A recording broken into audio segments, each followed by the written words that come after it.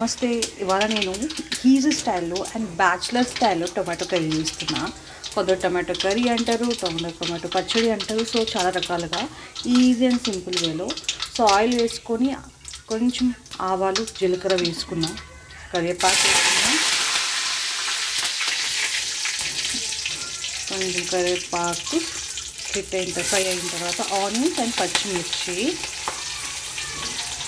వేసుకున్నాం. And usually అల్లం వెల్లుల్లి పేస్ట్ వేస్తారు. నేను జస్ట్ దంచిన గార్లిక్ వేసిన, ఎందుకంటే ఫ్లేవర్ మంచిగా ఉంటుంది. అందరికీ తెలిసిన చిట్కానే. ఆనియన్స్ అనేది మంచిగా ఫ్రై అవ్వాలంటే సాల్ట్ వేసుకోవాలి. సో సాల్ట్ అండ్ టర్మరిక్ వేసుకున్నా. ఇప్పుడు మంచిగా బ్రౌన్ కలర్లో వచ్చేలాగా ఫ్రై చేసుకుందాం.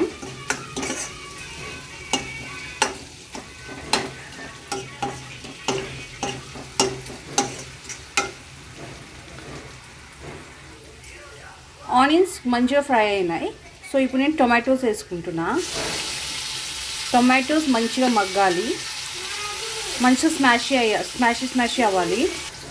టొమాటోస్ మగ్గుతూ ఉండగానే కొంచెం రెడ్ చిల్లీ పౌడర్ వేసాను, సో దట్ మంచిగా చిల్లీ పౌడర్ కూడా వేగిపోతుంది ఈ ఆయిల్లో పచ్చివాసన లేకుండా.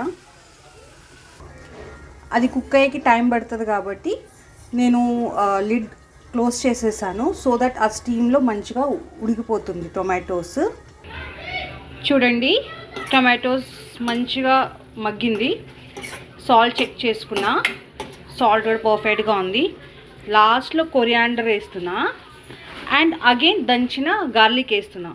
అనుకోవచ్చు మళ్ళీ లాస్ట్లో ఎందుకు వేస్తున్నా అని. ఇదే ఫ్లేవర్ అండి టొమాటో పచ్చడికైనా, టొమాటో బజ్జీకైనా, టమాటో కర్రీకైనా గార్లిక్కే చాలా ఫ్లేవర్ ఇస్తుంది. అండ్ దీంట్లో నేను ఎలాంటి గరం మసాలా, ఎలాంటి లైక్ కొరియాండర్ పౌడర్ యూస్ చేయలేదు. సింపుల్ అండ్ ఈజీగా చేశాను. బ్యాచిలర్స్ ఎవరైనా ఉంటే ట్రై చేయండి. ఈవెన్ బిగినర్స్ కూడా హైలైట్ ఉంటుంది. చపాతీస్ బాగుంటుంది, రైస్కి బాగుంటుంది, ఈవెన్ కిచడీస్కి అలాంటి దాని కూడా బాగుంటుంది. నాన్ వెజ్ తినేటోళ్ళు అయితే ఒక ఎగ్ కొట్టేయండి, ఇంకా మంచిగా ఉంటుంది. నేను వెజ్ కోసం ఈరోజు నేను వెజ్ తింటాను కాబట్టి ఇలా చేసుకున్నా. నా వీడియో మీకు నచ్చినట్టయితే like and share and subscribe చేసుకోండి. Thank you.